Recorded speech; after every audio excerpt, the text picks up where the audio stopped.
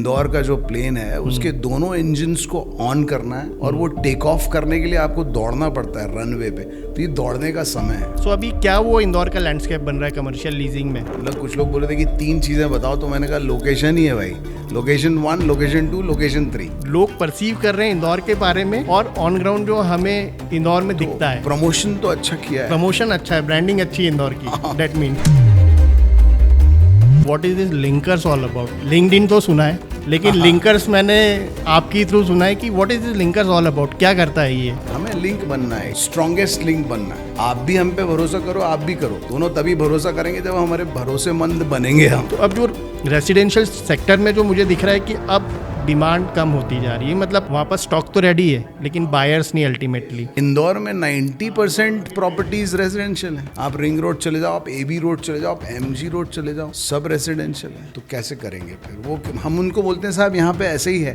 कहते हैं हम आएंगे ही नहीं। क्या वो सिनेरियो है कि भाई कमर्शियल जो लीजिंग है अभी एट प्रेजेंट में क्लाइंट्स के लिए मोस्ट प्रिफरेबल एरिया हमारा पुराना इंदौर है, या जो बोलेंगे सिटी साइड है, या जो नए डेवलपिंग एरियाज हैं जो अब डेवलप हो गए हैं या हो रहे हैं? तो what do brand prefer? See brands would prefer जहाँ पे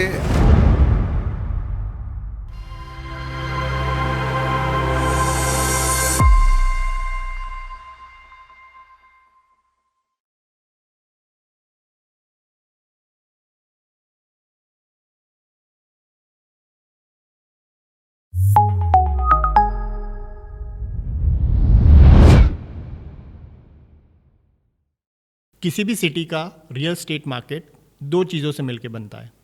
एक होता है रेसिडेंशियल और दूसरा होता है कमर्शियल। इन पर्टिकुलर अगर हम इंदौर की बात करें तो रेसिडेंशियल मार्केट बहुत बूम पे है, बहुत सारे प्रोजेक्ट्स हैं, बहुत सारे नए प्रोजेक्ट्स और आ रहे हैं। लेकिन जब बात आती है कमर्शियल की तो अभी भी वो growth in compare to residential नहीं दिखती है।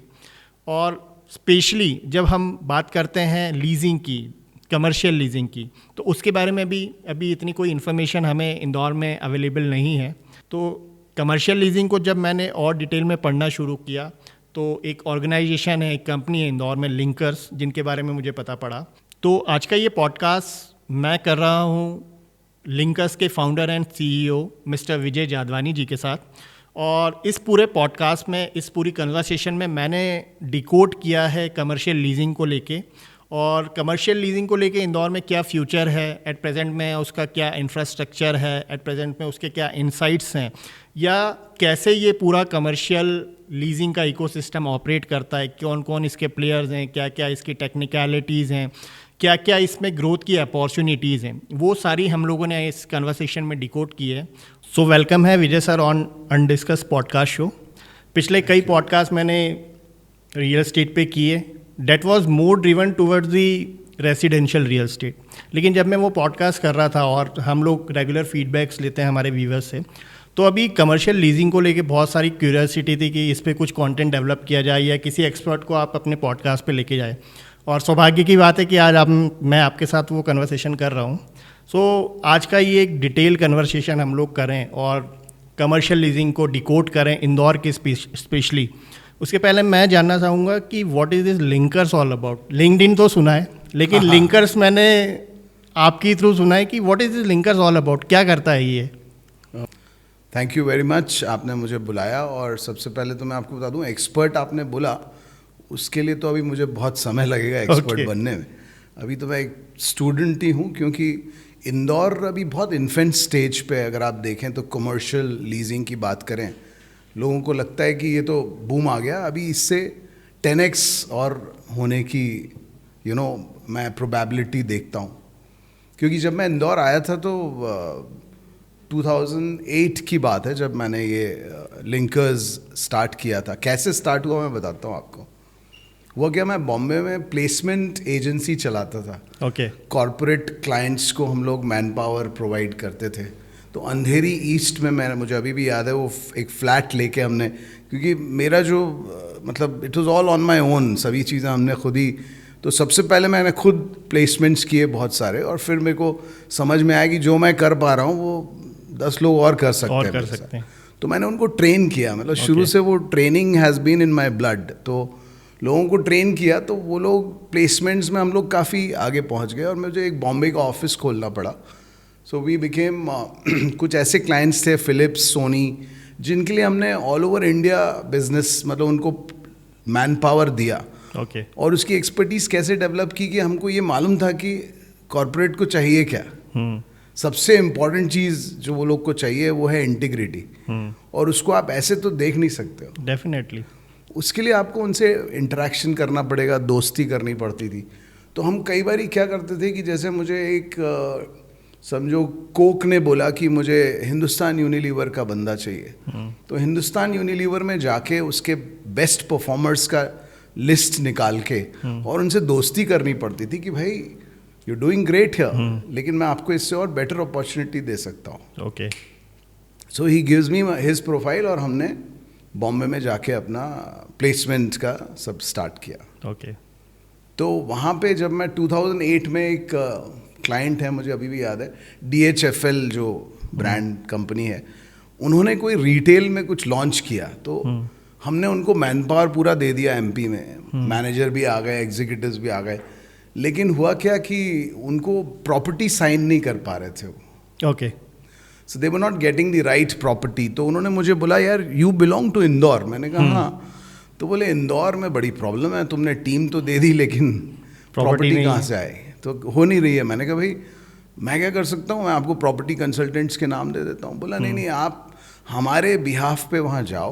ओके. ये हमारी डिमांड है और ये उसकी डिमांड है. ओके. इसमें से जब आप शॉर्ट डाउन करोगे तो 10 में से 4 तो वैसे ही दोनों मान जाएंगे.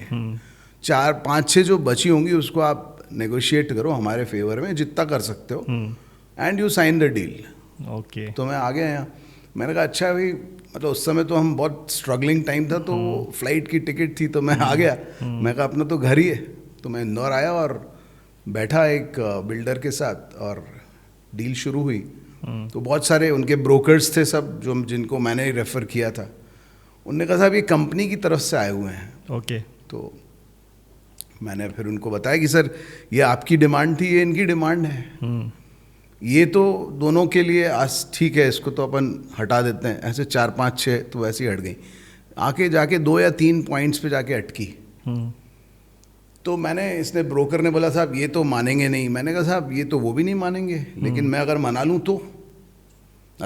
तो जो आसानी से वहाँ हो सकता था, नेगोशिएशन हो जाए, नेगोशिएशन वाली बात टर्म्स पे.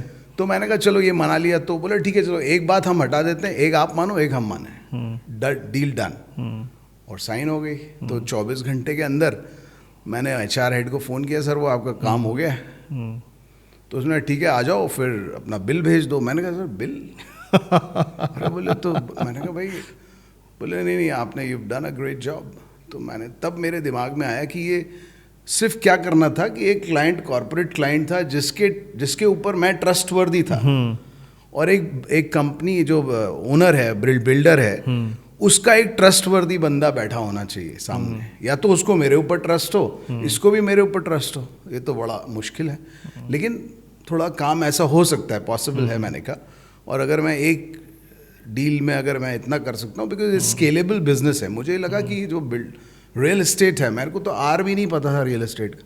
मतलब मैं अगर कोई प्रॉपर्टी, आज उस समय तक तो कुछ लिया नहीं था, लेकिन कुछ होता भी था ना, तो मैं अपने दूसरे दोस्तों और भाइयों को बोलता था भाई मेरे तो बस की नहीं है रियल एस्टेट में क्या करते हैं. पहले वो real estate as a industry भी नहीं थी. हाँ, और उस टाइम में बहुत इश्यूज होते थे ना, किसकी वहाँ पे किसी का वो क्या बोलते हैं पोजेशन किसी और के पास है, कब्जा जो बोलते थे.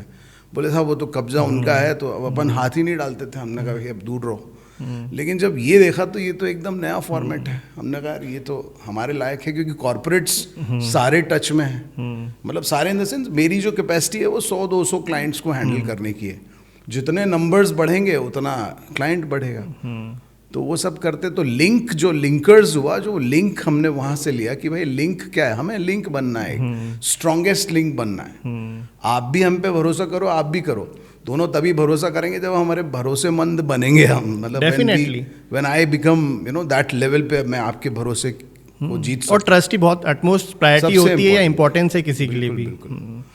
तो वही है लिंकर्स, मतलब that is the born story about Linkers कि आपने दो पार्टी को लिंक किया एंड लिंकर्स का और एक ब्रिज बना दिया, एक ब्रिज बनाया और अल्टीमेटली द थिंग्स हैपन। तो और मोर ओवर आज के सिनेरियो में भी आप देखें तो अब वो चीज़ें कहीं ना कहीं डिजिटल प्रोडक्ट्स के रूप में जो आ रही हैं वो they are also doing the same thing. आज अगर हम बात करें जोमेटो और रेस्टोरेंट की और कस्टमर की, they are only linking peoples through the aggregation model of and using tech as a mediator. बिल्कुल ठीक है, मतलब वो बेसिकली ना एकदम फंडामेंटल है। Linkers can be anywhere, you know, anywhere that ways, but you need to connect the dots. But हम सिर्फ रियल एस्टेट में ही हैं, that's my only bread and butter. और प्लेसमेंट जो हमने 2015 में फिर we sold it off to another company, so we are now only focused. तो उसके बाद आप इंदौर शिफ्ट हो गए 2008-9 में जब मैं यहाँ आया, तब मैंने देखा कि इंदौर तो अभी बहुत ग्रो करने के लिए बहुत स्कोप है। क्योंकि हम बॉम्बे में जब देखते थे कि भाई वो बड़ी बड़ी कंपनीज 50,000 60,000 के ऑफिसेज ले रही हैं, तो हम सोचते थे यार ये तो कभी हो ही नहीं सकता इंदौर में। लेकिन मैं आपको बता रहा हूँ आज की तारीख में मेरे पास 40 से 50,000 के कम से कम 3-4 ऑप्शंस मतलब नहीं मिल रहे हैं। We are not getting the right properties, क्योंकि वो जो कॉर्पोरेट है ना उसको लीगल सबसे इम्पोर्टेंट है। कब्जा वब्जा तो होना ही नहीं चाहिए, पेपर पे क्लियर होना चाहिए, टाइटल क्लियर, और आपका क्या बोलते हैं सैंक्शन जो होता है आपका जो नक्शा। तो जब हम लीजिंग जब शुरू की थी तो मैंने आशीष, जब मैं लीजिंग शुरू की थी तो मेरे को बिल्डर बिठाते नहीं थे, क्योंकि बोलते थे भैया हम बेच थोड़ी रहे हैं, हम तो रेंट आउट कर रहे हैं, तो तुम पेपर किस चीज के मांग रहे हो। मतलब वो डिफरेंस समझ नहीं पाते थे रेंटिंग में और लीजिंग में। हाँ, that was the condition. Renting is very simple है, वो 11 महीने का वो किराया चिट्ठी बनती थी। वो बोले आप करो, या तो एक काम करो इसको नोटिफाई क्या नोटराइज कर दो। हमने कहा नहीं, रजिस्टर्ड करेंगे, स्टैम्प ड्यूटी भी देंगे। अरे बोले क्या ज़रूरत है भाई, हमें नहीं देना है। मैंने सर आपको अभी आप बोल रहे हो नहीं देना है, लेकिन 9 साल बाद अगर कोई ऐसी सिचुएशन आ गई, आप दोनों में कोई डिस्प्यूट होगा, तो you should have registered agreement definitely, so that you can claim it from the और ऐसा हुआ है। हमारे साथ हुआ, बहुत बड़ी कंपनी थी टाटा की, उन्होंने 6 महीने बाद बोल दिया कि हमको यहाँ तो बिजनेस ही नहीं आ रहा है। तो क्योंकि एग्रीमेंट में लिखा हुआ था कि ये 2 साल की लॉक इन है। ये लॉक इन लोगों को बोले लॉक इन मतलब क्या, लॉक इन की, मैंने कहा साहब लॉक इन मतलब वो उतने साल के लिए बंधे हुए हैं। तो 2 साल बंधे तो 1.5 साल का रेंट देके गए। वो टाटा की जो कंपनी थी उन्होंने वो दे हैव गिवन 1.5 साल का रेंट। ओके, सो ये कमर्शियल लीजिंग को और अभी बहुत डिटेल में हम लोग डिकोड करेंगे इंदौर की। अभी एग्जिस्टिंग में विजय सर, इंदौर में जो माहौल है रियल स्टेट को पर्टिकुलरली लेके, वो मोर ओवर रेसिडेंशियल ड्रिवन ज़्यादा दिखता है, और हर जगह रेसिडेंशियल का बूम है, हर जगह टाउनशिप्स आ रही हैं, कॉलोनीज आ रही हैं, प्रोजेक्ट्स आ रही हैं। जब बात आती है कमर्शियल लीजिंग की, तो वो अभी भी इतना नोन नहीं है इंदौर में। तो अभी बीइंग एन एक्सपर्ट, और आप कमर्शियल लीजिंग में इतना इंटेंस काम कर रहे हैं, आप ओवरऑल इंदौर के अभी रियल स्टेट मार्केट को कैसा एनालाइज करते हैं कि ये कितना अभी रिटेल या रेसिडेंशियल ड्रिवन है, या कितना अभी कमर्शियल ड्रिवन है? और अगर ये रिटेल या रेसिडेंशियल ड्रिवन ज़्यादा है, तो इसका भी ग्रोथ कमर्शियल पे कितना अब डिपेंडेंट हो गया है? क्योंकि मैं जितना समझ पाता हूँ, या मैं जितना देखता हूँ इंदौर को, और जितने भी अभी मैं पॉडकास्ट कर रहा हूँ या इन्फॉर्मेशन गैदर करता हूँ, तो अब जो रेसिडेंशियल सेक्टर में जो मुझे दिख रहा है कि अब डिमांड कम होती जा रही है। मतलब वहाँ पर स्टॉक तो रेडी है, लेकिन बायर्स नहीं अल्टीमेटली। क्या उसका एक रीज़न ये है कि वहाँ पर कमर्शियल प्रोजेक्ट्स नहीं है, या कमर्शियल अभी आउटलेट्स नहीं आए हैं, या जॉब अपॉर्चुनिटीज़ नहीं उन एरिया में? नहीं, एक्चुअली मैं आपको बताऊँ, ये बड़ा इट्स अ बिग गैमेट, मतलब बहुत ही माइक्रो लेवल पे जाना पड़ेगा उसकी प्रॉब्लम समझें। लेकिन मोटा मोटा मैं आपको बताऊँ कि रेजिडेंशियल तो ऐसा होता है कि उसकी प्लानिंग बहुत पहले से होती है। बिल्कुल, लैंड एक्विजिशन होता है, और रेसिडेंशियल आएगा तभी तो कमर्शियल आएगा। तो कमर्शियल का आने का रीज़न, मतलब अभी जो रेजिडेंशियल में ही सप्लाई इतनी हो गई है, so it's only the game of demand and supply. मेरे ओवर सप्लाई हो गया, ओवर सप्लाई हो गया। और लोगों को वहाँ ऑक्यूपेंसी, आप रहने के लिए जब आएंगे तब समझ में आएगा। मेट्रो स्टार्ट हो गया, लेकिन लोग रह ही नहीं रहे अभी। सबसे बड़ा वो एक पॉइंट हो गया। आते हैं कि जब फ्री होता है तो घूमते हैं टाइप्स, और उनको वो मेट्रो प्लानिंग पहले इधर करनी थी मेरे हिसाब से। आप सिटी में पहले अगर फैसिलिटीज दे देते तो, हालांकि ये टेक्निकल चीज़ है, हो सकता है उनको वहाँ पहले फीजिबिलिटी दिखी हो, but that's for sure Indore is growing sir. We are on the, मतलब एक वो ऐसा रनवे होता है ना, रनवे जब प्लेन दौड़ता है तो अभी हमारा जो प्लेन है, इंदौर का जो प्लेन है, उसके दोनों इंजन्स को ऑन करना है और वो टेक ऑफ करने के लिए आपको दौड़ना पड़ता है रनवे पे। तो ये दौड़ने का समय है। ओके। इस वक्त अगर हम सब लोग मिलके एक वेरी स्ट्रॉन्ग प्रिंसिपल वाला एक अपन सिस्टम बना लें, अगर इंटीग्रिटी वाला जो आप बता रहे थे। इंटीग्रिटी तो सबसे इम्पोर्टेंट है।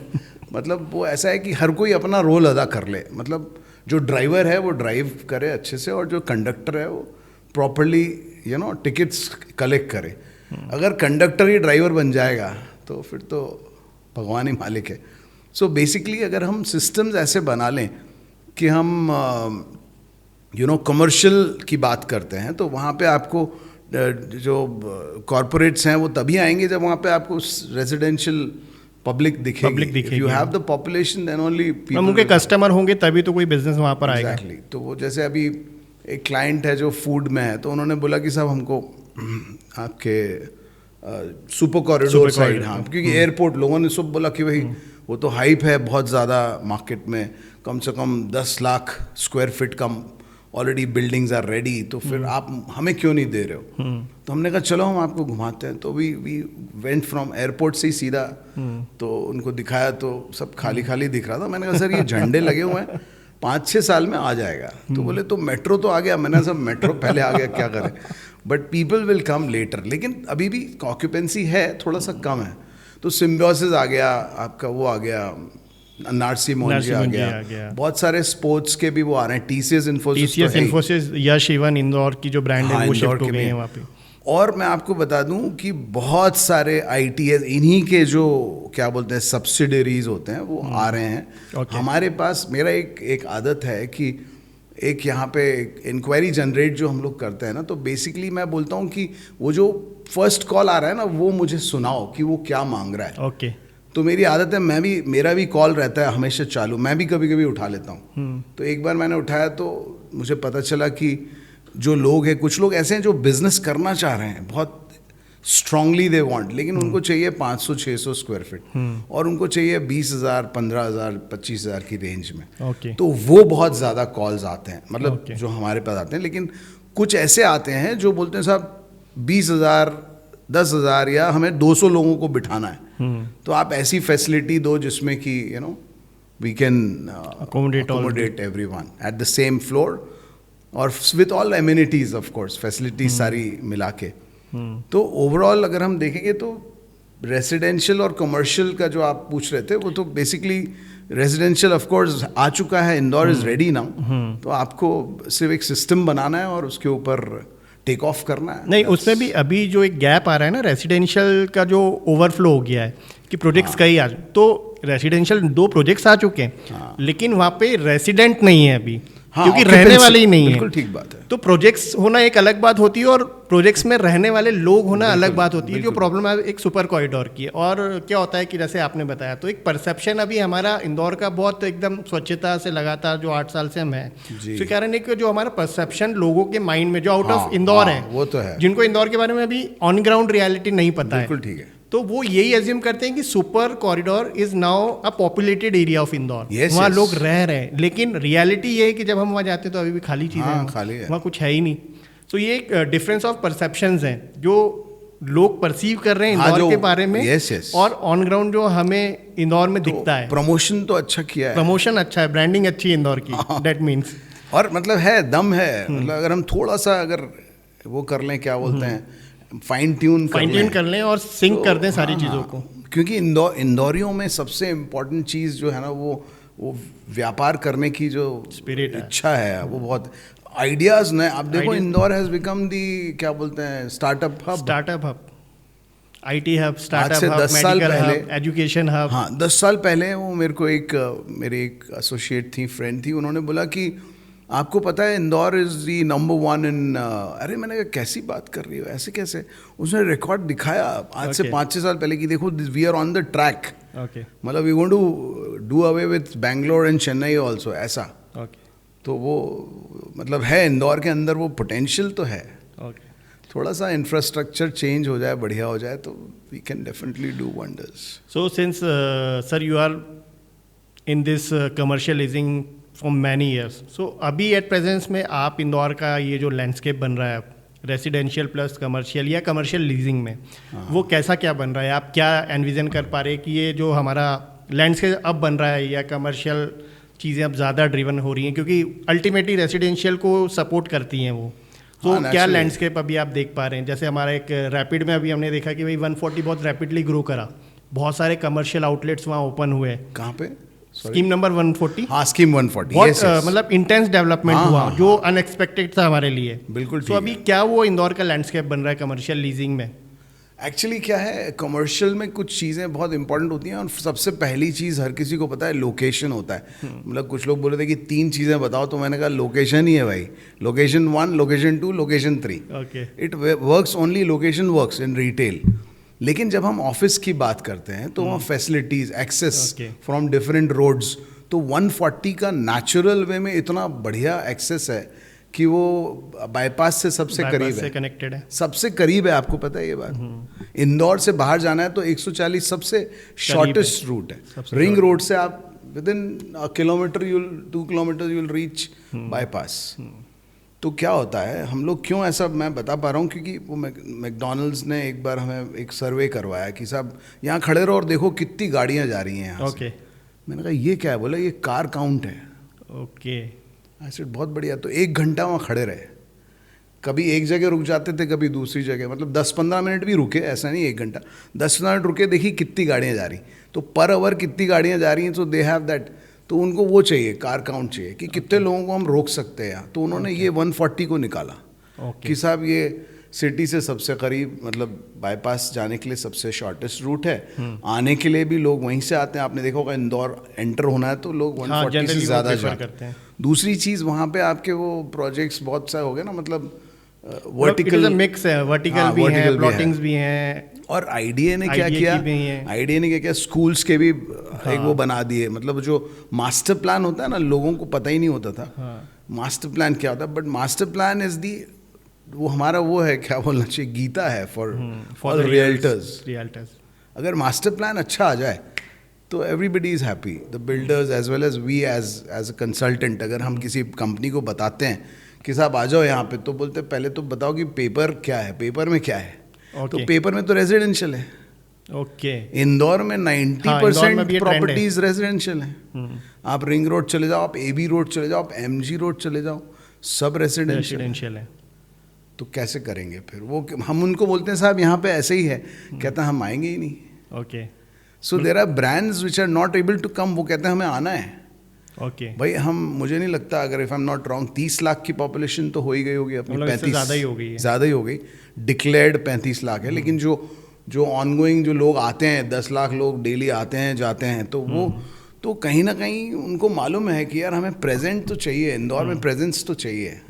भले ही वो बिजनेस नहीं कर पा रहे हैं। आपको मालूम है पिछले 1 साल में हमने करीब 25-30 ब्रांड्स को अगर जगह दी होगी, तो उसमें से 4-5 ब्रांड्स ऐसे जिन्होंने बंद कर दिया एक पहले साल में।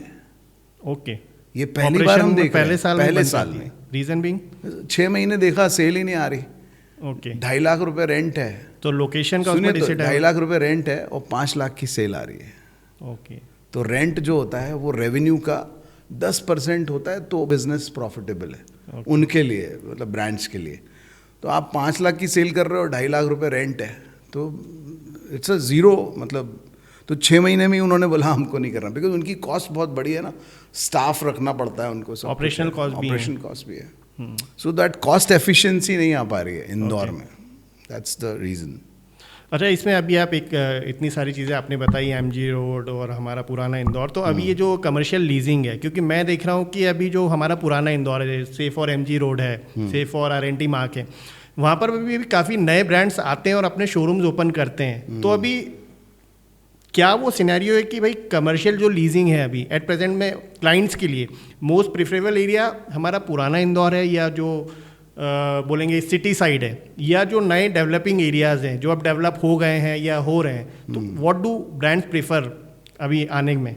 सी, ब्रांड्स वुड प्रेफर जहाँ पे अभी फ़िलहाल अगर ज़्यादा पॉपुलेशन है, जैसे कुछ ब्रांड्स ऐसे हैं जिनको पोटेंशियल लोग चाहिए, जिनके पास पैसा हो मतलब इन सेंस प्रीमियम क्लाइंट्स, जो एलीट क्लाइंट्स हैं जिनको पैसा खर्च करना है। अब वो लोग जो हैं वो ओल्ड सिटी में जाते ही नहीं है, उनको तो चाहिए पार्किंग, उनको चाहिए गाड़ी से उतर के सीधे स्टोर पे अंदर जाना, उनको चाहिए डबल हाइट, उनको चाहिए यूनिफॉर्म, मतलब प्रॉपरली ड्रेस्ड आपका स्टाफ, एक प्रॉपर एक वो एक्सपीरियंस चाहिए बेसिकली। रिटेल, हाँ, रिटेल जो था वो आपने देखा वो post Covid things went of, तो अब लोगों को क्या है, तो अपन इंदौरी तो सबसे ज़्यादा ट्रस्ट तभी करेंगे जब देखेंगे, दिखाओ तो सही चीज़ क्या है। तो जब तक आप ऑनलाइन देखते हो, अच्छा ऑनलाइन में भी आपने देखा होगा, मुझे अभी आई वाज सरप्राइज कि ऑनलाइन में भी Indore is doing very well, मतलब बिजनेस जो आपका वो क्या बोलते हैं, ई कॉमर्स में बहुत सारे ब्रांड्स ऑपरेट कर रहे हैं ई कॉमर्स से, जिनका मतलब कोई शोरूम नहीं है, they are operating purely on e commerce. I know, मतलब आई केम टू नो जब ब्लिंकिट ने हमको कॉल किया किसी के थ्रू, तो हमने देखा तो उसने हमको 4 लोकेशंस दी, भाई यहाँ पे पॉपुलेशन ज़्यादा है। मैंने पॉपुलेशन तो यहाँ कम है मेरे हिसाब से, no our target customers are there, because वहाँ से कॉल ज़्यादा आ रहे हैं। ओके, आप समझो 100 कॉल्स आ रहे हैं, एक जगह से 20 आ रहे हैं, एक से 10 आ रहे हैं, तो उनके लिए वो 20 कॉल कहाँ से आ रहे हैं, विजयनगर से आ रहे हैं, वो ज़्यादा इंपॉर्टेंट है। So that's why they want to be there, क्योंकि उनका वो कार्ड साइज ज़्यादा होगा, अमाउंट ज़्यादा होगा। हाँ, ऐसा नहीं है वहाँ नहीं है, वहाँ भी है, चोइथराम हॉस्पिटल और ओल्ड सिटी जो है उसमें भी पोटेंशियल है, लेकिन अगर एलीट और मॉडर्न रिटेल की बात करें तो वो इधर ही है। सो अगर हम नैरो डाउन करें इस चीज़ को कि कमर्शियल लीजिंग जो जितने भी अभी हमारे क्लाइंट्स आ रहे हैं, तो ऐसा कुछ हम नैरो डाउन कर सकते हैं कि ये जो पर्टिकुलर प्रेफरेबल जो ब्रांड्स हैं या बड़े ब्रांड्स हैं वो पर्टिकुलर इस एरिया में आते हैं, जो आप एक बता रहे हैं कि जो ब्लिंकिट जैसे जो डार्क स्टोर कॉन्सेप्ट पे काम करते हैं, जो सिर्फ वो पर्टिकुलरली किस एरियाज में आते हैं, तो ऐसा कुछ आपने बाइफिकेशन कर रखा है, या शोरूम्स है जैसे अभी बहुत सारे ब्रांड्स के शोरूम भी आ रहे हैं अभी हमारे? जैसे मैं आपको बताऊं, रंजीत हनुमान इतना जबरदस्त चल गया है, हर ब्रांड वहाँ पे आना चाहता है। बड़ा ब्रांड नहीं, छोटा ब्रांड, ओके, वही बात है। डिफरेंस वही है कि जो डेली यूज वाला है ना, वो तो वहाँ पे बहुत चलता है। लेंसकार्ट चल रहा है, बाटा चल रहा है, आपका what do you call, Jockey चल रहा है, because these are the brands, उसके बिना रह नहीं सकते आप। लेकिन कुछ एक्सक्लूसिव चाहिए, वन प्लस, तो वो सिर्फ सत्य साई आएगा। ओके, एंड मुझे याद है वो जो डील थी वन प्लस की, हम लोगों ने करवाई थी, तो एक ही स्टोर डालना था उनको, और इतना बड़ा स्टोर 7,000 स्क्वायर, बड़ा है वो, काफ़ी बड़ा स्टोर है वो।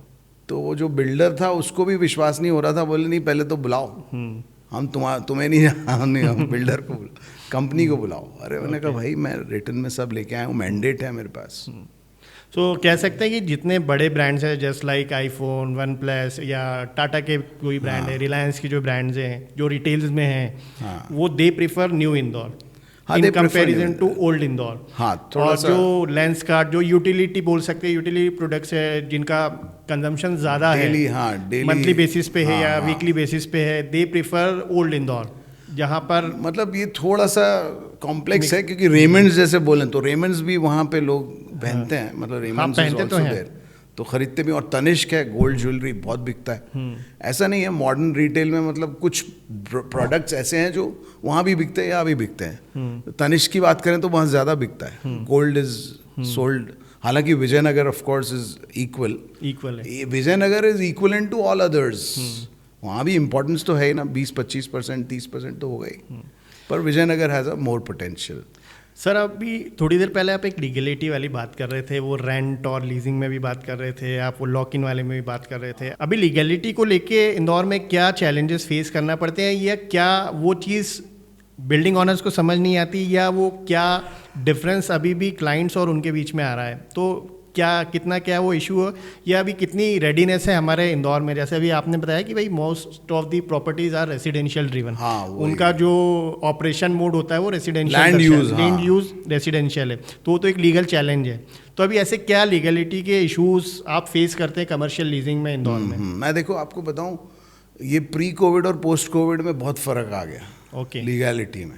तो ये कैसा है, मैं इसका कोविड से क्या लेना? वही मैं कह रहा हूँ, कोविड से लेना देना नहीं है, लेकिन कोविड के दौरान ज़्यादातर ब्रांड्स ने बोला कि साहब ये 2 महीने 3 महीने तो बिजनेस ही नहीं हुआ, तो हम रेंट किस चीज़ का दें?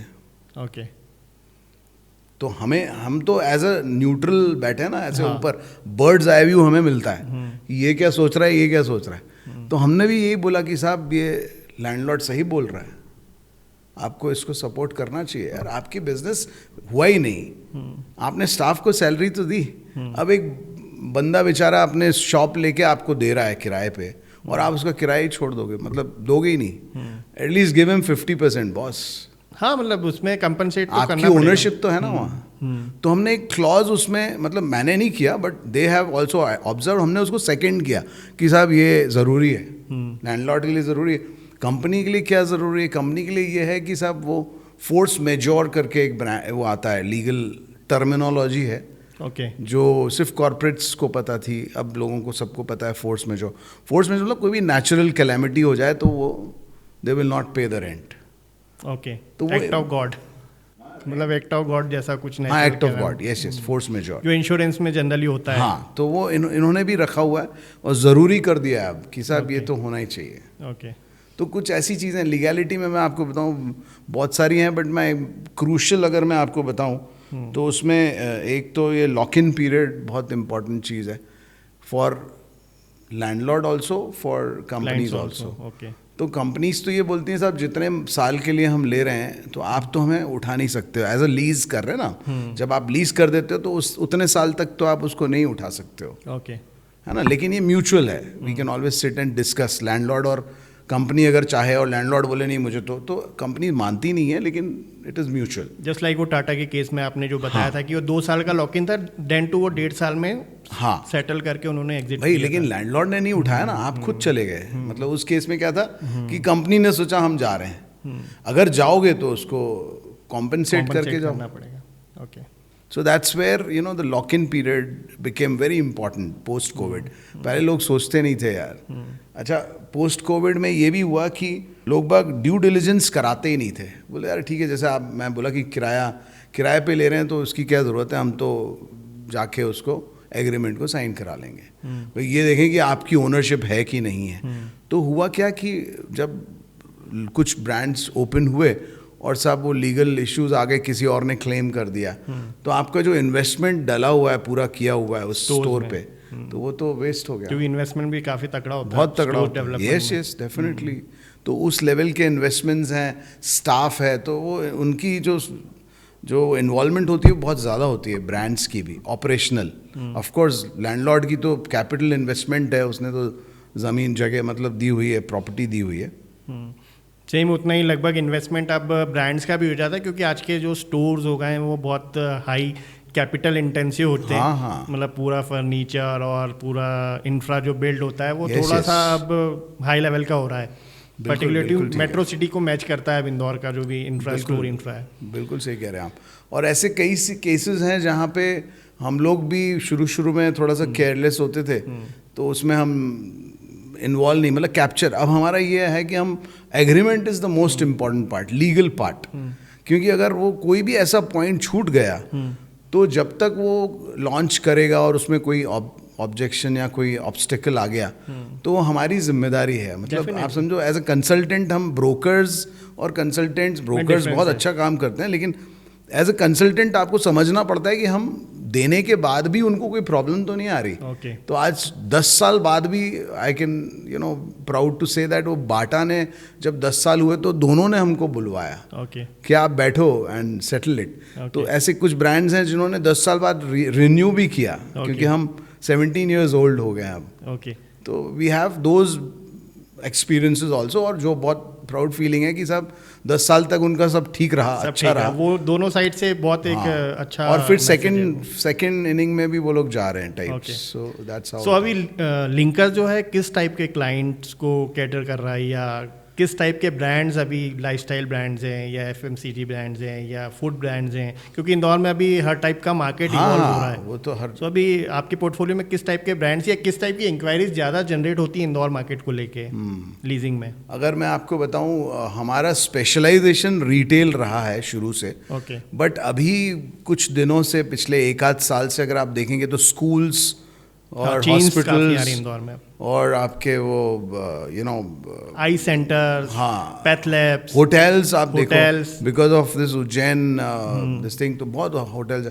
उसमें हम लोग का इन्वॉल्वमेंट अभी थोड़ा सा ज़्यादा है। लेकिन retail has been our expertise, मतलब इन द सेंस स्पेशलाइजेशन। और हमारा जो बेसिक जो स्ट्रेंथ है ना, वो हमारी टीम है। ओके मैंने आपको शुरू से भी बोला था कि मेरा ट्रेनिंग के ऊपर बहुत फोकस होता है। ओके मतलब एक बंदा है जो 10 साल से मेरे साथ है, अभी भी है, और उसको A to Z क्लाइंट्स भी जानते हैं, मतलब ऐसा नहीं है। तो ट्रस्ट हमारे ऊपर हो, इसलिए हमें अपने स्टाफ members पे पे भी भी होना ट्रस्ट चाहिए। करना पड़ता है, और उनको वैसी जिम्मेदारी देते हैं कि भाई आप हैंडल करो अपने आप। So basically that's how you know things happens. Okay so Vijay sir, आप leasing date to commercial leasing में इतने सालों से हैं, और पोस्ट कोविड एरा की भी बात की हमने, अभी प्री इसके बाद की भी बात की। सो अभी जो इंदौर का एक ग्रोथ स्टेज मैं पर्टिकुलरली देख पाता हूँ कि इंदौर में होना अभी बहुत कुछ है, और वो वाकई में अभी just we are at a start of something. हाँ एकदम, अभी मतलब तो अभी infant मानेंगे कि stage। अभी हम टेक ऑफ वाले मोड पे भी कई हाँ, बार अभी पीछे तो- होना पड़ता है हमको, फिर हाँ। पीछे आना पड़ता है, फिर हम सोचते हैं फिर अब टेक ऑफ करें। वो क्योंकि वेल इक्विप्ड नहीं है। वो अभी सिंक नहीं हो पा रही चीज़ें, आइदर इन द वे कि वो चैलेंजेस अथॉरिटीज़ के भी हो रहे हैं, क्योंकि सब कुछ कई कई जगह हिट एंड ट्राई भी हो रहा है। जैसे मेट्रो के लिए देखें तो मेट्रो इज़ अ बड़ा प्रोजेक्ट है वो, और उसकी टाइमलाइन बहुत बड़ी है, और वो एक फ्यूचर प्लानिंग के हिसाब से बन रहा है। बट होता क्या है कि वहाँ पर अभी रेसिडेंशियल अब जाकर धीरे धीरे डेवलप हो रहा है, लेकिन मेट्रो तो शुरू हो गया। Yes, yes. लेकिन कमर्शियल लीजिंग की जब बात करते हैं तो जो हमारे प्रोस्पेक्ट क्लाइंट्स हैं उनके मन में तो यही जाता है, या यही परसेप्शन होता है कि it is now occupied by residents, लोग वहाँ पर रह रहे हैं। सो अभी ये सारी चीज़ें अब ड्राइव हो रही हैं टेक्नोलॉजी से, ये सारी चीज़ें ड्राइव हो रही हैं सोशल मीडिया से। जो नरेटिव्स हमारे बन रहे हैं इंदौर को लेके, वो मोर ओवर इंटरनेट्स पे ज़्यादा बनते हैं, क्योंकि कोई अगर बाहर क्लाइंट बैठा है तो वो मोर ओवर सर्च करता है हमें टेक्नोलॉजी पे, बिल्कुल ठीक, इधर और गूगल पे या कंटेंट देखता है। बिल्कुल तो अभी लिंकर्स कैसे टेक्नोलॉजी को अपने पूरे इस वर्किंग में इम्प्लीमेंट करता है, कैसे इन चीज़ों को आप टेक्नोलॉजी को यूज़ करके क्लाइंट के लिए फैसिलिटेट कर पा रहे हैं, क्या क्या वो चीज़ें हैं जो लिंकर्स अभी फॉलो कर रहा है जो आपको एक एज देते हैं? मैं आपको बताऊं, सबसे पहले दिन जब मैंने स्टार्ट किया था लिंकर्स, तो हम लोगों ने एक सॉफ्टवेयर अपने मेरे, क्योंकि इन हाउस मेरे एसोसिएट्स बहुत थे, मैं technically I am not qualified, I am not मतलब ग्रेजुएशन बड़ी मुश्किल से किया होगा, बट देन फाइनली जब मैं दोस्तों के जिनके साथ उठना बैठना था वो लोग सब टेक्निकली क्वालिफाइड थे। ओके तो मैं उनको आइडिया देता था और बोलते अरे भाई इसको हम ऐसे कर सकते हैं। तो when I gave this idea कि साहब लिंकर्स, एक लिंक बनाना है दोनों के बीच में, डिमांड सप्लाई, तो उसी दिन मेरा एक फ्रेंड है, उसने बोला साहब इस तरीके से कर सकते हैं। ओके तो जब उन्होंने मुझे एक ऑटोमेशन का आइडिया दिया तो आई सेड भाई तू स्टार्ट कर दे अभी से। जब हम एक भी डील नहीं करे थे तब भी हम वो सॉफ्टवेयर, ये कौन सी ईयर की बात है? CRM 2009। ओके हाँ, मतलब तब तो इतना हाँ यूज़ नहीं होता। 2009 में हमने वो डेटा सारा उसमें डालना शुरू किया। मैं अपना एक मतलब उनको एक मैंने ट्रेन ऐसा किया लड़कों टीम को कि कोई भी डेटा आए पहले उधर जाना चाहिए, अगर वहाँ डेटा नहीं है तो तुम्हारा इंसेंटिव नहीं मिलेगा। Okay I have incentivised, can you imagine, कि मैंने उसको बोला साहब सबसे पहले तो डेटा डालो। हमने क्या किया, उसको पूरे बिजनेस को हमने डिवाइड कर दिया प्रोसेसेस में। ओके तो पहला काम क्या है, कॉलिंग है। कॉलिंग को भी उनको इंसेंटिवाइज करते हैं, अगर आप कॉल जितने नहीं करोगे विल नॉट पे you incentive, okay not the salary. तो फिर आता है साहब कि यू नो कितने अपॉइंटमेंट्स, आप मेरे लिए कितने अपॉइंटमेंट्स फिक्स कर सकते हो आप। So that is one of the you know, तो उनको सिस्टम्स को बनाया और उसको ऑटोमेट किया कि आप कितने वहाँ पे आपने कितने कॉल्स किए, कितने लोगों से बात की, कितने लोगों ने आपको पॉजिटिव रिस्पॉन्स दिया, और कितने लोगों ने बोला कि हम आ सकते हैं। और जो वो आ सकते हैं तो then we send them the properties कि साहब ये है हमारी properties, and there is a system कि वो जो एग्रीमेंट जो उनके साथ पहला इंटरेक्शन होगा वो भी उसमें रिकॉर्डेड है और लास्ट भी रिकॉर्डेड है, and that is helped us a lot. Okay क्योंकि वो कई कंपनीज ऐसे होती है ना, उनका भी बड़ा काम है, तो हमारे जैसे 10 कंसल्टेंट्स हैं, वो बोलते हैं अरे ये तो उसने भेजा, तो वी हैव द सिस्टम कि साहब ये 1 जनवरी को मैंने भेजा था, आप तो मार्च की बात कर रहे हो types. So we have that data with us, data सबसे इम्पॉर्टेंट है। दूसरी चीज़ मैंने आपको बताया, training is the most important factor, और ट्रेनिंग के कारण ही हम और समझ पाए हैं कि भाई लोगों को कहाँ, मतलब कॉर्पोरेट क्लाइंट्स को क्या चाहिए, उनको क्या चाहिए मालूम है, उनको भी चाहिए वही, लेकिन उसको दूसरे फॉर्म में चाहिए। मतलब वो डील तो चाहिए उनको, क्लियर डील, लेकिन उसको डेफिनेशन उनका दूसरा है। उनका डेफिनेशन क्या है कि साहब मेरा rent is to revenue ratio आना चाहिए। Rent is to revenue, okay. तो रेवेन्यू, अब मैंने समझा साहब रेवेन्यू कैसे आता है, समझा आपने तो पहली। तो डोमिनोज ने बोला कि साहब मेरे को यहाँ पे एक स्टोर चाहिए, मैं आपको एग्जांपल देता हूँ, ओशन पार्क निपानिया। ओके। तो उस वक्त तो वहाँ कुछ था ही नहीं, 10-12 नहीं, नॉट 8-9 की नहीं, 12 आई थिंक 9 साल पहले की बात है, क्योंकि अभी वो रिन्यूअल हुआ उसका। तो कितने साल हुए लगभग, हाँ 15-16 के आसपास की बात है, 2015, कुछ भी नहीं था।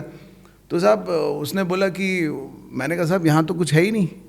अरे बोले कोई बात नहीं हम कर लेंगे। मैंने कैसे करोगे? तो उसने बोला अगर हमने पहले साल 6 लाख भी कर लिया तो हम 60,000 का रेंट दे देंगे। अच्छा, मैंने कहा 10%? बोले हाँ, ये तो तुमने पकड़ लिया। तो रेंट इज टू रेवेन्यू पता चल जाए किसी भी ब्रांड का, तो हमें पता चल गया कि उसको क्या चाहिए, उसको प्रॉपर्टी कहाँ चाहिए और किस। जैसे कोई मुझे फ़ोन आता है, बोलता है साहब मुझे ना कॉफ़ी शॉप खोलना है, मतलब ऐसे कई नाम हैं जो बड़े नाम हो गए, अब 50-100 आउटलेट्स खोल चुके हैं, उनके फाउंडर्स आए मेरे पास। मैंने कहा भाई मत करो, बहुत मुश्किल है, इंदौर में इस तरीके से काम नहीं होगा।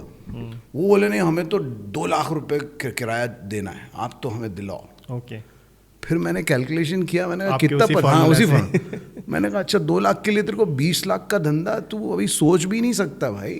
2009 में, मतलब हाँ 20 लाख का मतलब it was a huge amount. तो चाय कापी वॉज द ब्रांड। तो तीनों दोस्त मेरे पास आए थे ऑफिस में, मैंने बोला बंद करो ये आइडिया, ख़त्म करो, इट इज़ नॉट पॉसिबल।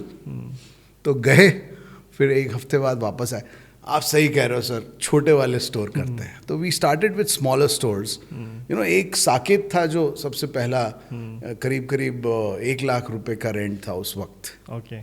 बाकी सब 50,000 60,000, क्योंकि भाई अब टेस्ट तो करो मार्केट को, और तुम नए हो, तुम अभी पढ़ के आए हो, हाँ? कोई कंपनी होती तो मैं समझ में आता था, डोमिनोज आता तो हम बोलते ठीक है ले लो भाई, लेकिन उसकी स्टडी अपनी है। सो दैट्स हाउ, मतलब वो जो आपकी लर्निंग थी डोमिनोज वाली, वो आपने एक हमारे नेटिव ब्रांड को दी। हाँ, और वो वही इंटीग्रिटी वाली बात होती है ना कि भाई बिजनेस के लिए हर कुछ नहीं करना होता है। हाँ नेचुरली, क्योंकि वो एक बार आप उन्हें वो ट्रस्ट नहीं बन पाता, वो लॉस होता, तो आप वो कहीं ना एक माइंड में बैक ऑफ द माइंड चलती वो चीज़ें कि भाई लिंकर्स ने मुझे सजेस्ट नहीं किया। Definitely, yes. वो जो लैंडलॉर्ड है वो भी डेफिनेटली हमें ही पकड़ते हैं, वो आप ही को भी पकड़ते हैं। मैं एक एग्जांपल देता हूँ आपको, डोमिनोज हमने किया था राजेंद्र नगर में, वो भी ऐसी 9-10 साल पुरानी बात है। तो उस समय वहाँ ऐसे ही कुछ था नहीं, बिजनेस तो था नहीं। मैंने उसको ही पकड़ा, मैंने सर आप तो बताओ सेल कितनी होगी, बाकी सब मैं संभाल लूँगा। तो बोले यार सेल 5 लाख 6 लाख। मैंने सर ये तो बहुत कम है, बहुत अच्छा मार्केट है, वाई डोंट यू 1 लाख तो करो कम से कम। क्योंकि वहाँ पे वो आपका कौन सा एक देयर इज़ अ कॉलोनी कोई है ना, वो सिलिकॉन। तो सिलिकॉन तो बहुत बड़ा था। तो मैंने कहा सर यहाँ तो बहुत लोग हैं, और इधर भी है, इधर ये सब कहाँ जाएंगे ये लोग, अन्नपूर्णा वाले भी तो यहीं आएंगे। और फिर मैं गया सेलिब्रेशन पे, मैंने कहा सर देखो लाइन कितनी लगी हुई है, अगर सेलिब्रेशन कर सकता है तो फिर तो यू कैन ऑल्सो डू। उसने बोला चलो ठीक है 1 लाख डन। उसने मुझे रेंज बता दी, मैं उधर गया अंकल के पास, मतलब अंकल इन द सेंस वो जो होटल चला रहे, रेस्टोरेंट चला रहे थे। ओके। तो मैंने सर बहुत बढ़िया आपका होटल है, बढ़िया है रेस्टोरेंट, आप कितना कर लेते हो बिजनेस? बोला हाँ ठीक है, बढ़िया है। और मैं 1 घंटा बैठा, मैंने देखा एक भी बंदा आया नहीं। मैंने सर एक काम करो, मैं आपको 1 लाख रुपए महीना किराया दे देता हूँ और बढ़िया ब्रांड देता हूँ, वो 15 साल की लीज होगी, करोगे? अरे बोले पप्पा से बात करनी पड़ेगी। तो पप्पा आए, तो पप्पा से बोला, तो अब मैंने डोमिनोज को तो मना लिया था, तो मैंने उसको बोला सर आ रहे हो क्या फाइनल करने? अरे नहीं, बोले वहाँ तो बिजनेस इतना होगा थोड़ी, मैं तो तुम्हें ऐसे ही बोल दिया। अरे मैंने क्या बात कर रहा हूँ? बोले एक काम करो, इसको रेवेन्यू शेयर में कन्वर्ट कर लो, अगर बिजनेस होगा तो रेंट देंगे, अच्छा देंगे, बड़ा देंगे, नहीं तो एक मिनिमम रेंट दे देते हैं। तो 80,000 से शुरू किया सर, 80,000। तो वो अंकल को 30 लाख रुपीज़ इन्वेस्ट भी करवाए। तो जैसे ही वो लॉन्च हुआ, डोमिनोज नाम बड़ा था इसलिए उन्होंने कर लिया, लेकिन जैसे ही लॉन्च हुआ तो सेल ही नहीं आ रही, 5 लाख 6 लाख की रेंज, और उनको 80,000 ही मिल रहा है वो। तो लेकिन क्योंकि मैंने उनको बोल दिया था पहले कि 1 लाख मिलेगा, रेवेन्यू शेयरिंग में मिलेगा, जब सेल बढ़ेगी तब मिलेगा। तो हर 2-3 महीने में मेरे को कॉल करते थे, विजय 30 लाख लगाए आपके कारण, एक भी रेंट कम, उतना ही आ रहा है रेंट जितना था, ज़बरदस्ती लगा दिए तुमने। साल भर हो गया, दूसरे साल में वो बढ़ने लगा, 15 लाख 10 लाख पे पहुंच गया। तो इनका जो रेंट है वो 1.25 लाख, एक 20, एक 10 ऐसा चलने लगा। ओके। फिर मैं फ़ोन करता था, सर 1 लाख से ज़्यादा आ रहा है अब, आ रहा है। मज़े में हो। अरे बोले बहुत बढ़िया काम है यार, 3 साल में तो वो 2 लाख डबल हो गया। अब डोमिनोज दिक्कत में आ गया, बोलता है साहब सेल इतना हो रहा है, अब इसको अपन और आगे भी वो प्रोपोर्शन में बढ़ता जा रहा है। रोज में बढ़ता जा रहा है, हर 3 साल में बढ़ रहा है। तो आज 9 साल बाद जब हुआ तो उन्होंने बोला नहीं भैया अब हम रेवेन्यू शेयरिंग नहीं करेंगे। आप समझो, तो ये सब क्रिएटिव जो deal banana is the most important. Permutation, combination और प्रोबेबिलिटी, ये सब मिक्स पूरा में खेल चलता है। है। हाँ, पूरा खेल उसी का है। अभी मतलब आपने इतनी सारी डील्स की, इतनी सारी कमर्शियल लीजिंग की है, तो बेस्ट, ये तो एक एग्जांपल है, best of the best deal कौन सी थी? और मतलब क्या वो मेमोरेबल आपकी अभी तक की लाइफ टाइम डील है कि यार इस डील को करने में बड़ा मेहनत भी लगी, लेकिन जो रिटर्न हुआ तो वो बड़ा मज़ा भी आया?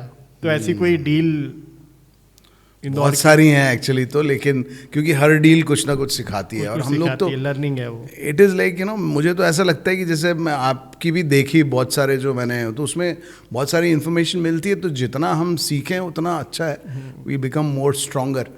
तो लेकिन जो सबसे पहली डील हमारी थी जो मैंने आपको बताया था, अच्छा आपको बताया नहीं है, पर हुआ क्या था, मैं और मेरा एक कलीग जो अभी भी है, लखन सिंह गोयल, तो वो उसकी बाइक में हम घूमते थे पूरे इंदौर। मैं बोलता था चलो घुमाओ तो सही क्या क्या है देखें। तो हम ऐसे जा रहे थे, 2009 की बात है, तो हम जा रहे थे, तो आपके वो AB रोड पे बाटा वाली जो जगह है ना, वहाँ पे एक ऑफिस चलता था, ऊपर घर था, नीचे उन्हीं का ऑफिस था। ओके। तो मैंने उसको बोला कि आप एक काम करो, जाओ और पता करो किसका है। वो गया, वहाँ से नंबर लेके आया, मैंने उनको जाते से ऑफिस जाते से फ़ोन लगाया कि मैडम थी, बोले मैं तो, मेरा ऑफिस चल रहा है। मैडम आपको पता है ये रिटेल जगह है, ये बहुत अच्छी रिटेल जगह है जहाँ आप ऑफिस चला रहे हो। बोला नहीं क्या है आपके पास, what is it? I said I will come and meet you. तो मैं मिला उनसे जाके, तो उन्होंने अपने फैमिली को बुलाया कि सब ये है, तो बहुत प्रोमिनेंट इंदौर के जो एक बिजनेसमैन थे वो आए। मैंने सर मैं आपको यहाँ अच्छा ब्रांड ला के दे सकता हूँ। कौन सा ब्रांड? मैंने सर बहुत सारे ब्रांड्स हैं, मैं कैसे बोलूँ, पहले आप ओके करो तो मैं I will go and approach those team, मतलब ब्रांड्स। उन्होंने बोला ठीक है क्या करवाओगे? मैंने कहा सर आपके माइंड में क्या है, कितना रेंट है? तो उन्होंने बोला साहब 62 रुपीज़, ऐसे एक एग्जाम्पल मुझे जितना याद आ रहा है, पर स्क्वायर फीट। 5000 स्क्वायर फीट था, तो 3 लाख के आसपास था, which was a very big rent that time also. लेकिन दैट टाइम तो वेरी बिग, और मेरे लिए तो पहले ही था, मैं तो छोटा मोटा पहले छोटे मोटे काम किए थे, जैसे आपने बताया ऑनलाइन टेक्नोलॉजी। तो मैंने शुरुआत जो सबसे पहले की थी वो मैंने पूना में एक कंपनी को, वहाँ पूना में ही जगह दिलवाई थी ऑनलाइन।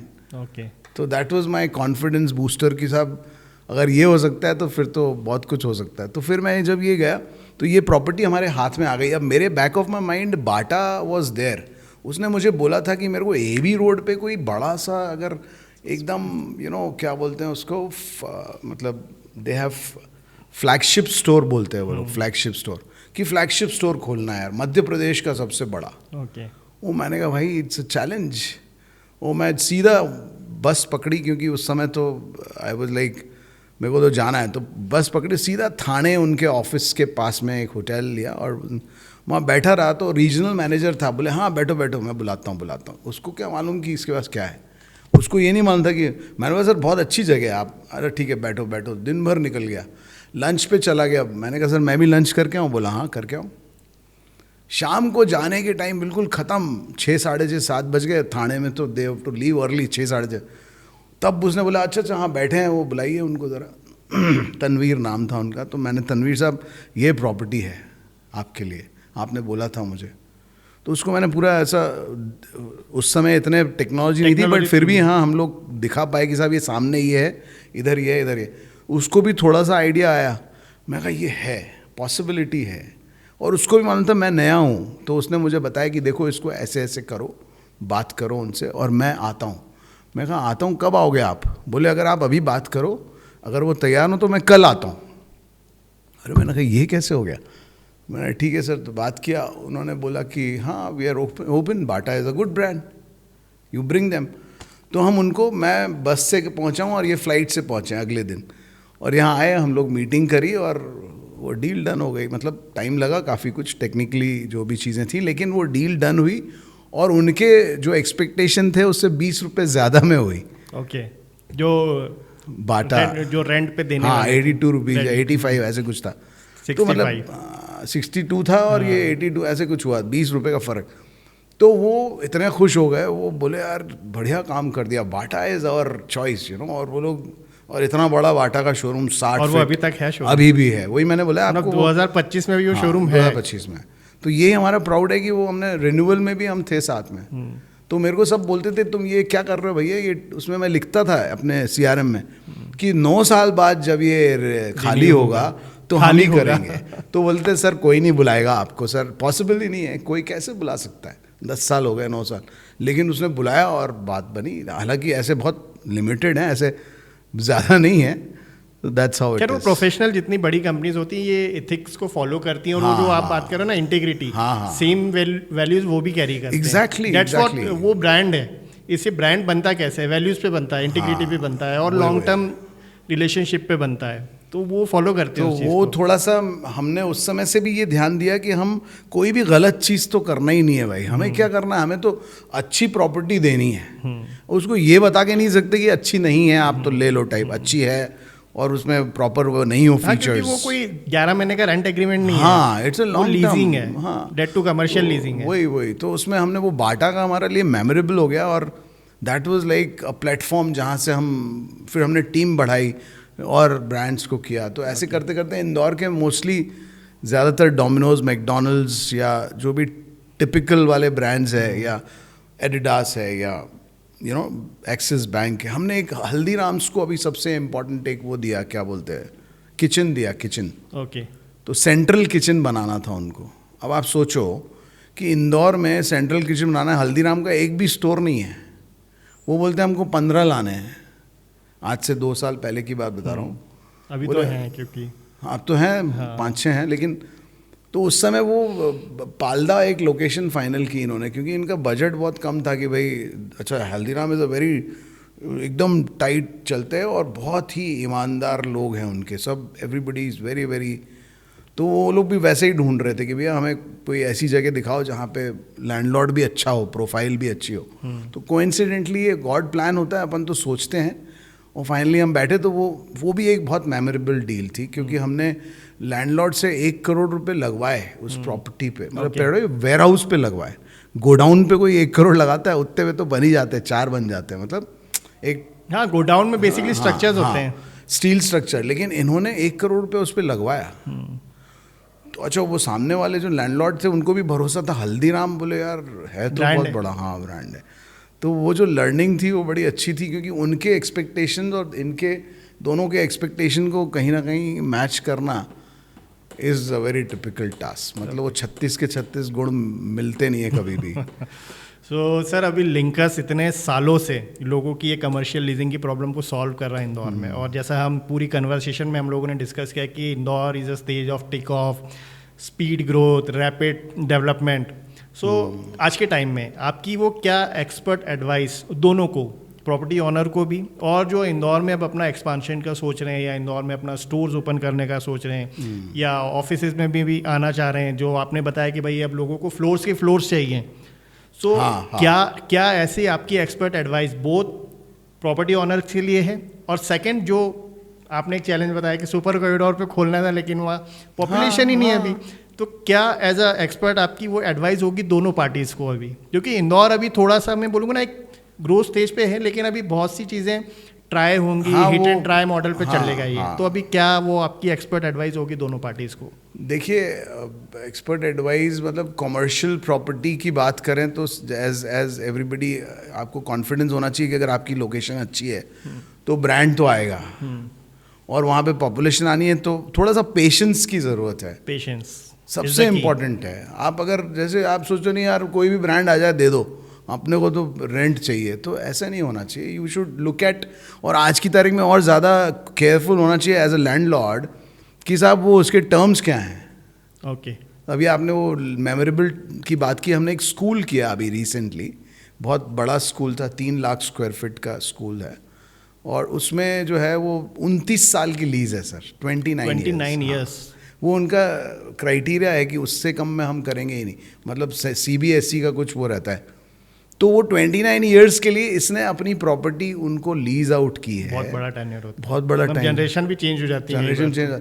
वो वही ओनर ने बोला कि भाई मेरे को क्या बता रहे हो, 29 साल तो मैं रहूँगा भी नहीं, तो मुझे नहीं करना टाइप्स। फर्स्ट से तो नो ही होता है, हाँ, एवरीबडी से नो ही करना। तो वो मेमोरेबल इसलिए रही कि हमने वो किया और वो आज सक्सेसफुली रन हो रहा है। वो हालांकि लोकेशन बहुत दूर है, मतलब खंडवा रोड पे है, okay, but it is definitely a very memorable and very close to my heart. Okay, बहुत अच्छी डील थी। अच्छा, हम उसकी बात कर रहे थे आपके एडवाइस। बहुत तो लैंडलॉर्ड के लिए तो ये सबसे ज़्यादा ज़रूरी है कि ब्रांड अच्छा हो। उसके पहले अभी हम we are coming up with एक छोटा सा कॉन्सेप्ट है जो हम वर्क कर रहे हैं अभी भी।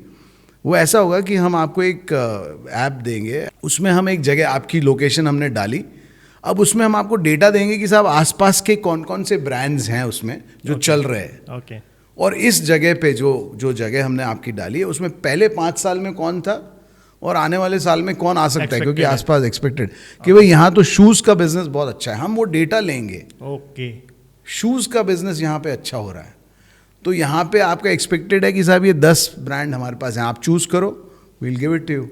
तो दे विल चूज़ कि मुझे ये चाहिए वो चाहिए व्हाटएवर, एंड वील हमारा एक्सेस हर ब्रांड के साथ है और किसी का भी है sir. It's an open market. मैं तो ये कहता हूँ हमें सबसे ज़्यादा इंपॉर्टेंट है ओपन मार्केट में, आप क्या बोलते हैं उसको, आपकी खासियत जो भी आपकी मेरिटोरियस होना चाहिए ना, स्कूल में बोलते हैं जो मेरिट, अच्छा काम, बिजनेस, मतलब जो अच्छा पढ़ेगा उसको अच्छे मार्क्स मिलेंगे। तो भाई आप यहाँ भी वही रखो ना, डोंट डू फेवरिज्म। यहाँ पे फेवरिज्म बहुत ज़्यादा है। वो बोलता है मैं उसको जानता हूँ, मैं उसको जानता हूँ। हाँ, पहचान बहुत है हर किसी तो की। हम मेहनत करते हैं और बाद में पता चलता है साहब वो तो हमारे पहचान के निकले। ठीक है, वो प्रोफेशनलिज्म नहीं है फिर वो उस चीज़ तो में। वो वही मैं कह रहा हूँ। तो वो बेसिकली वहाँ जाके हम लोग थोड़ा सा चेंज करना पड़ेगा, थिंकिंग चेंज करनी पड़ेगी। और सिमिलरली जो कॉरपोरेट्स होते हैं ना, मैं बता रहा था आपको कि इनको ये देखना चाहिए कि ब्रांड कौन सा है, और जब ब्रांड मतलब ब्रांड की हिस्ट्री क्या है, भाई उन्होंने कितने स्टोर्स खोले और कितने बंद किए, ये ज़रूरी है देखना। कितना धंधा करता है, कितना रेंट दे पाएगा। आप ऐसे ही किसी को बोल दे, मैं बोल रहा हूँ 2 लाख देगा, कोई और आया बोलता है सर मैं 2.5 दिलाता हूँ, आप चले जाओगे उसके यहाँ, तो क्या कर रहे हो आप? लॉन्ग टर्म होना चाहिए, इवैल्यूएट करो ना आप, इवैल्यूएट करो। आप बोलो नहीं साहब मुझे तो 2.5 चाहिए, और अगर वो 2.5 आपका फीजिबल वहाँ पे है तो हम आपको दिलाएंगे ना। अब जैसे MG रोड पे हमने एक वो किया, अपना शूज़ का ही था, तो उसने हमको बोला हमें ये, मैंने सर ये तो रेट ही नहीं है, वहाँ तो बहुत ज़्यादा रेट है, it's a very high rate, rentals बहुत ज़्यादा हैं। तो बोले हम कोई ज्वेलरी ब्रांड तो है नहीं, हम तो शूज़ वाले ब्रांड हैं। तो हमारा वही बात हो गई, रेंट रेवेन्यू रेशो तो इतना ही है।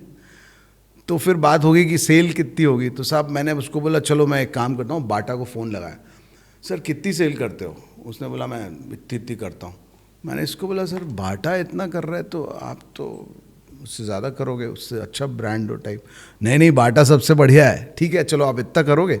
बोला हाँ इतना रेंट तो बनता है। तो लाइक उसको थोड़ा सा we brought him to that level कि चलो एक बीच का रास्ता निकालें, जो ब्रिज बनाने की बात है। तो ब्रांड अगर आप हमें बता दोगे, लैंडलॉर्ड एज ए लैंडलॉर्ड हमें कंसल्टेंट, मुझे नहीं किसी भी कंसल्टेंट से आप बात करो, उसको बता दो कि ये मेरा क्राइटेरिया है, तो हम उस हिसाब से काम करें। और हमने काम किया और फिर बाद में पता चला कि you have something else in your mind, तो वो तो पॉसिबल नहीं है। एक तो चीज़ है क्लैरिटी हो, पेशेंस हो, और दूसरा लीगल आपके टर्म्स आपको भी क्लियर होने चाहिए कि साहब लॉक इन कितना चाहिए, 9 साल के लिए दे सकते हो कि नहीं। अगर 20 साल के लिए देना है या 10 साल के लिए देना है, तो आपका माइंडसेट होना चाहिए, पेशेंस आपको उतना होना चाहिए कि 9 साल तक आप फिर उसको उठा नहीं सकते हो। एज अ ब्रांड आएगा, इन्वेस्ट करेगा, तो how can you ask them to move, क्योंकि उनका ऑपरेशनल कॉस्ट बहुत ज़्यादा होता है। तो ये तो लैंडलॉर्ड को तो ये सब चीज़ें देखनी चाहिए। अब जो ब्रांड है वो क्या करता है, वो सबसे ज़्यादा क्या चीज़ है, बेनिफिशियरी वही है, क्योंकि उसके लिए तो 10 लोग हैं ना, हम देते 10 लोग और भी देते हैं। तो वो क्या करता है, जो सबसे लोएस्ट में देगा, तो ये गलत है। दिस इज यहाँ कोई अपन क्या कंपटीशन ऐसी क्यों भाई? आप बोलो हमारा ये रेंट है, हम दे सकते हैं। अगर मैं उसको करा पाया तो आप हमें टाइम दो। तो they should be also very एकदम, आप मेटिकुलस क्या बोलते हैं, मेरिटोरियस ग्राउंड्स पे करो ना, आप मेरिट्स देखो और उसके बाद आप डिसाइड करो कि साहब ये है। तो आप एकदम हेस्टफुली कुछ भी डिसीजन लोगे तो you'll have to close down, मतलब वो बिजनेस उतना लॉन्ग टर्म चलेगा नहीं। और लैंडलॉर्ड के साथ थोड़ा सा इनको एक सामंजस्य बिठाना चाहिए। कई बार क्या होता है, लैंडलॉर्ड अकेले हैं, अब जैसे उनके बच्चे सब बाहर हैं, हाँ मोस्टली अभी होता है तो इंदौर वो में। अच्छा लीजिंग क्या होती है, उसमें आपको एज इट इज़ नहीं दे सकते आप, उसमें बहुत काम कराना पड़ता है। ओके, फ्लोरिंग करानी पड़ेगी। बैंक अगर आएगा तो आपको एक स्ट्रांग रूम बना के देना पड़ता है। सर अच्छा, स्ट्रांग वो रूम ऑनर देता है ओनर बना के देता है। ओके। और जो स्ट्रांग रूम है ना वो बहुत कॉस्टली होता है। उसमें पूरा ऐसा मतलब एक एक फुट की वो डलती है आरसीसी, मुझे तो आइडिया नहीं था, अभी अभी सीखा हूँ। 1 फुट की पूरी आरसीसी की दीवार बनती है, ईंट की दीवार नहीं, आरसीसी विथ अ लोहा and with all those cement, क्योंकि वो स्ट्रांग रूम है बैंक के लिए और वो स्टैंडर्ड्स फॉलो करने हैं। अब वो बोलते हैं साहब उससे करवाओ, तो आपको ये समझना चाहिए कि वो मतलब सामने वाला लैंडलॉर्ड की स्थिति में है। तो हमने एक रास्ता निकाला उसका कि साहब आप बना लो, मतलब एज अ बैंक आप आ रहे हो, आप बना लो, इनसे पैसा ले लो ना, they will pay to you, reimburse हो जाएगा। तो थोड़ा सा फ्लेक्सिबिलिटी ज़रूरी है। लैंडलॉर्ड अगर ब्रांड को आना है तो they should also look at the flexibility. Definitely होना दोनों चाहिए ही, वो। हाँ, क्योंकि इंदौर में अभी मार्केट बन रहा है, इकोसिस्टम बन रहा है, तो वो सारी रिक्वायरमेंट्स अभी हम मैच नहीं कर पा रहे हैं सेम के जो फ्लोर्स में हो रहा है। कि हमारे यहाँ कॉन्सेप्ट ही छोटे छोटे ऑफिस बनाने का है, बस, एक बस, फ्लोर पे 10 ऑफिस, अब उनको चाहिए 10,000 स्क्वायर फीट, 20,000 स्क्वायर फीट, तो वो कहाँ से मिलेगा फ्लोर पूरा हमें। और होता क्या है, उससे बहुत लंबी चीज़ है, अपन जाएंगे तो लंबी। वो क्या होता है, लोग बात सोचते हैं हम बेच दें, बना के बेच दें। वो अगर वो माइंडसेट से बाहर आना पड़ेगा। अगर आप ब्रांड्स लाने चाहते हो, अच्छी कम प्रोडक्ट प्रॉपर्टी अच्छी बना रहे हो, तो ब्रांड भी अच्छे लाओ। क्योंकि जनरली ये जितने बड़े ब्रांड्स होते हैं वो लीज मॉडल पे काम करते हैं, वो कभी भी बाय नहीं करते हैं। Yes yes, Okay. They don't buy. अच्छा, मैं इसमें आपको बता रहा था एक बहुत इंपॉर्टेंट फैक्टर है जो लैंडलॉर्ड और ब्रांड कॉर्पोरेट दोनों के लिए अच्छी चीज़ है, उसको बोलते हैं स्टैगर्ड रेंट। ओके। तो ये सबसे ज़्यादा हम लोग अभी यूज़ कर रहे हैं, हालांकि और भी लोग कर रहे होंगे, बट मैंने इसको एक ट्रम्प कार्ड बनाया अपना। क्या होता है, जैसे आपको ₹1,00,000 किराया चाहिए, आपकी जगह है, और वो ब्रांड आया कि साहब मुझे लेना है, लेकिन वो बोलता है यार पहले साल तो मेरे को थोड़ा टाइम लगता है ना सेट होने में टाइम लगेगा। हाँ, तो मुझे पहले साल थोड़ा सा you give us some concession, और मैं सेकेंड ईयर से, लेकिन वो लोग सेकेंड ईयर से भी नहीं बढ़ाते, दे चेंज एवरी 3 ईयर्स, क्योंकि 9 साल की लीज है, हर 3 साल में बढ़ाते हैं वो। तो हमने क्या किया कि एक एवरेज रेंट, आपको ₹1,00,000 चाहिए, हम स्टार्ट करते हैं 75 से, पहले साल 75, second year 1,00,000, third year 1,25,000, average कितना आया ₹1,00,000। आप इतना पेशेंस रखो कि 3 साल तक रहेगा ना, वो 3 साल तभी रहेगा जब आप उसको सपोर्ट करोगे। पहले 2 साल बहुत क्रूशल होते हैं किसी भी बिजनेस के लिए। अगर वो लैंडलॉर्ड समझता है, अगर बिजनेसमैन है, व्यापारी है, तो उसको वहाँ पे उसको सपोर्ट देना चाहिए कि चल ठीक है भाई, मुझे ₹1,00,000 चाहिए, रेंट ₹1,00,000 ही है, लेकिन आपका ब्रांड अच्छा है तो मैं 75,000 से शुरू करता हूँ, 25,000 का मैं कॉम्प्रोमाइज कर रहा हूँ। But at the end of it deal done होती है ना, आगे बढ़ता है ना खेल। तो दैट्स द वेरी इंपॉर्टेंट। नहीं मतलब इट वाज अमेजिंग, और वो नॉलेजफुल कन्वर्सेशन थी, और काफ़ी सारे मेरे को इंसाइट्स समझ में आए, क्योंकि रेसिडेंशियल को तो मैं बहुत सारे पॉडकास्ट किए और बहुत सारा पढ़ता भी हूँ, तो उसके डायनामिक्स, उसके इंसाइट बड़े मुझे क्लियर हैं, लेकिन कमर्शियल लीजिंग को लेके आज भी इतनी इन्फॉर्मेशन अवेलेबल नहीं है, और इतने ऑपरेटर्स भी इंदौर में नहीं है जैसे लिंकर्स हैं। तो मुझे अभी भी सही में लिंकर्स के अलावा कोई दिमाग में थॉट नहीं आता कमर्शियल लीजिंग को लेके कि कोई इतना इंटेंसिवली काम कर रहा है। So it was a amazing session और कन्वर्सेशन, और डेफिनेटली इस कन्वर्सेशन से जो इंसाइट्स निकले हैं और जो हम लोगों ने बातें की हैं वो दोनों पार्टीज़ के लिए हेल्पफुल होगी। एक जो लैंडलॉर्ड्स हैं, जो ऑनर्स हैं प्रीमाइसेस के, और दूसरा जो क्लाइंट सर्च कर रहे हैं, जो अपना स्टोर इंदौर में लेके आना चाहते हैं, ऑफिसेज लेके आना चाहते हैं, और तीसरा सबसे ज़्यादा हेल्प उन्हें मिलेगी जो नए अभी इस बिजनेस में आने वाले हैं। It may be consultant, they may be landlords, या जो हम फ्लोर वाली बात कर रहे हैं कि अगर कोई अभी अपना कोई बिल्डिंग बना रहा है तो वो मोर ओवर फोकस कर रहा है कि यार मुझे फ्लोर्स पे अगर फोकस करता है तो एक वन टाइम पूरा एक बार में उसका फ्लोर चला जाता है। बिल्कुल ठीक बात। सो डायनामिक्स काफ़ी चेंज हो रहे हैं, और same time consumer behaviour change हो रहे हैं, कंज्यूमर पैटर्न्स चेंज हो रहे हैं। पहले हम इंदौरी लोग इंदौर की चीज़ें खरीदते थे, अब क्योंकि हमारी पॉपुलेशन मिक्स होती जा रही है, एक मेट्रोपॉलिटन होती जा रही है, तो हर टाइप के ब्रांड्स भी इंदौर आ रहे हैं, क्योंकि वहाँ पर अब क्लाइंटेल है हमारे यहाँ। बिल्कुल ठीक बात। डेफिनेटली इंदौर एक ग्रोथ स्टेज पे है, और आप इस कन्वर्सेशन के लिए आए स्टूडियो, उसके लिए पूरी इंदौर टॉक की टीम की ओर से एक big thank you. Thank you so much. Pleasure is all mine. Thank you.